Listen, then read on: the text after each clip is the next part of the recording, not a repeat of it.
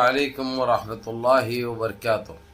عزیزان ملت اسلامیہ، آپ تمام امتی کو ابو فصل کی طرف سے سلام عرض ہے۔ گھر میں بیٹھی پردہ نشین عزت دار ماں اور بہنوں کو ابو فصل کی طرف سے سلام عرض ہے۔ بہرحال بہرکیف اللہ سے امید ہے آپ لوگ خیریت سے ہوں گے، اللہ کی حفاظت میں ہوں گے۔ ان ملونوں کی ملامت سے، ان فرقہ پرستوں کی فرقہ پرستی سے، ان درندوں کی درندگی سے، ان معاملی چروں کی معاملی چنگ سے، ان بلاتکاروں کی بلاتکاری سے محفوظ ہوں گے۔ اللہ آپ لوگوں کو اپنے حفظ امان میں رکھے، اللہ اپنی حفاظت میں رکھے، اللہ ہر آباد سے ہر شر سے محفوظ رکھے۔ بہرحال بہرکیف میرے عزیز دوستوں، میرے بھائیوں، دیش کے حالات سے بھی آپ لوگ واقف ہیں اور دیش کے باہر کے حالات سے بھی آپ لوگ بجا واقف ہیں، لیکن یہ آپ کا بھائی دیش کی خبر سناؤں گا، کیونکہ ہمارے دیش کے حالات دن بدن بد سے بدتر ہوتے جا رہے ہیں۔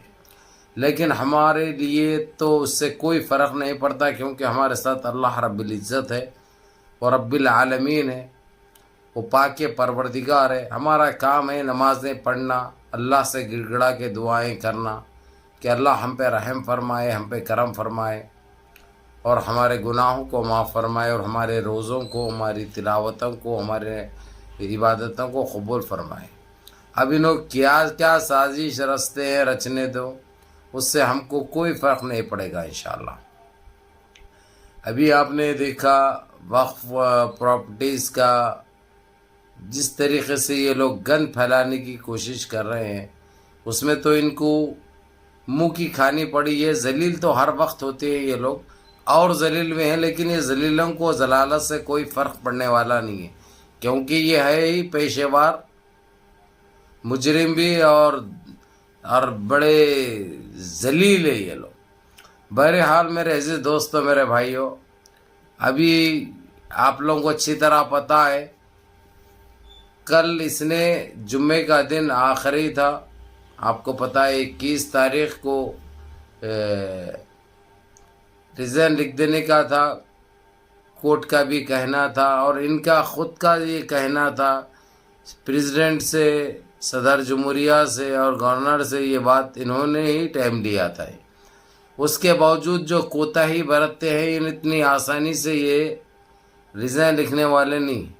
اب دوسرا فرض صدر جمہوریہ کا یہ بن جاتا کہ کسی طریقے سے انڈیا الائنس سے راہل گاندھی کو بلا کر اجازت دے دے اور وہ شپت دلا دے، یہ کام ان کا بنتا ہے۔ اور انڈیا الائنس نے ساری تیاری کمپلیٹ کر چکی ہے، کیونکہ معلوم ہے یہ ظالمیں اتنا آسانی سے ہٹنے والے نہیں ہیں۔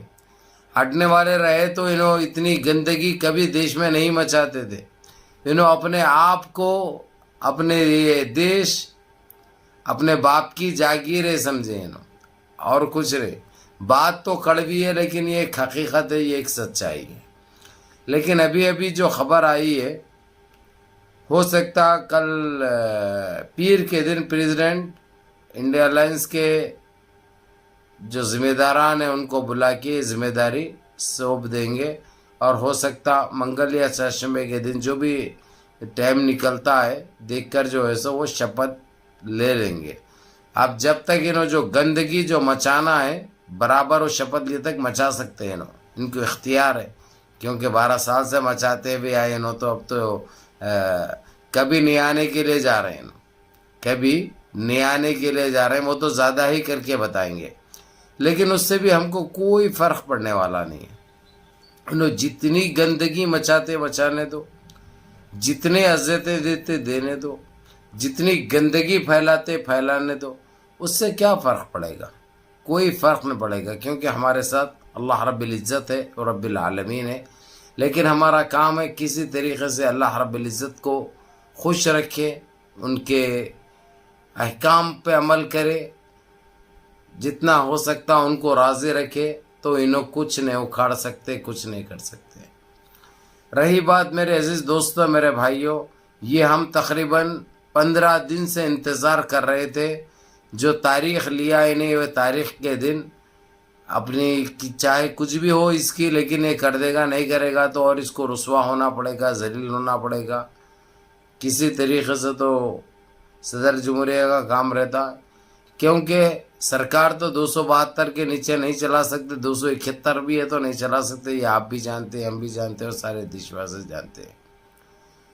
تو ہم کو صرف بھروسہ نہیں تھا، یقین بھی تھا اس چیز کا کہ یہ دے دے گا، کیونکہ کچھ اس کے پاس بچا نہیں تو کیا کرے گا. پھر بھی یہ اتنا بے غیرت ہے کہ یہ لوگ اپنے آپ کو ایک الگ ہی سمجھتے ہیں.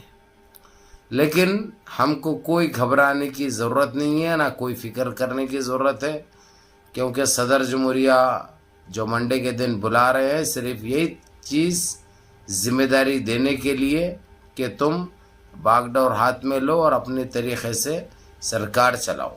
اب تم کس کو بنا لیتے ہیں، کون بنتے ہیں، وہ تمہارا سر درد رہتا ہے. جو رولس ہے وہ بتا رہا ہوں میں، جو ہونے والا ہے وہ بتا رہا ہوں میں.